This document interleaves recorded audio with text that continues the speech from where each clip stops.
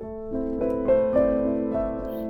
back. Now that we have a little sleeping bag almost, or a pillowcase, we are ready to do the next step. To start with, we're going to tuck in the top, the opening, like so. And now we're going to iron. So a few ironing tips to start with. Number one, irons are hot, right? So where can you touch them? Do not touch the metal, either on the outside or the front. So if you can't touch the metal to know if it's hot, how do you know it's ready? There's a couple different ways you can know this. You can put your hand in front of the metal with a good distance between, and you can feel that heat radiating. You can also put it down on your ironing board, touch your ironing board, and you'll feel that it is hot and is ready to go. We have this tucked and we're now ready to iron. So when we are ironing, we want to make sure that we are moving our iron at all times.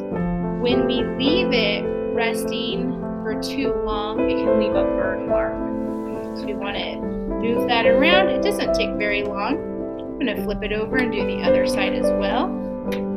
Always being sure to set the iron face up when we are.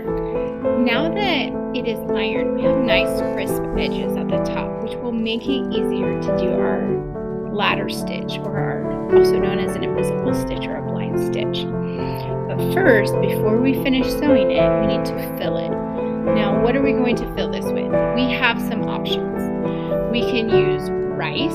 If we put rice in it, then it becomes a hand warmer that you can stick in the microwave and warm up and stick in your coat pockets, which is wonderful if you live in a cold state like we do here in Ohio. You can also fill it with beans, all different varieties of beans, different sizes, and then you have a bean bag. Or you can fill it with lavender buds, which I have some here today that I'll be using. Now, when we fill it with the lavender buds, it's called a lavender sachet.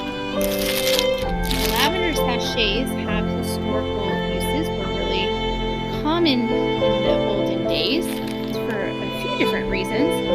One, lavender smells really good. So, you think about before people had washers and dryers, and they would use the same outfit multiple times before it was ever cleaned, and some outfits never did get cleaned.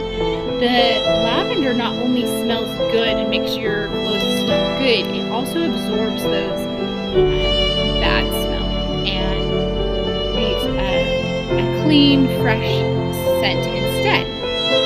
In addition to that, another great thing about lavender is that it repels bugs.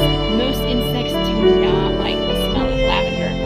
If you think about before modern double pane windows and insulation, homes had a lot of bugs in them. And so if you would put a lavender sachet in your closet or your armoire, in your dresser drawers, it helps keep the bugs out, it helps remove the odors, and leaves a fresh scent. I have filled my lavender sachet about 3/4 full. I don't want to fill it too full, or it becomes difficult to sew. It'll be more difficult to handle. So I filled it about 3/4 full, and now we're ready for step 4, which is to actually finish this top seam.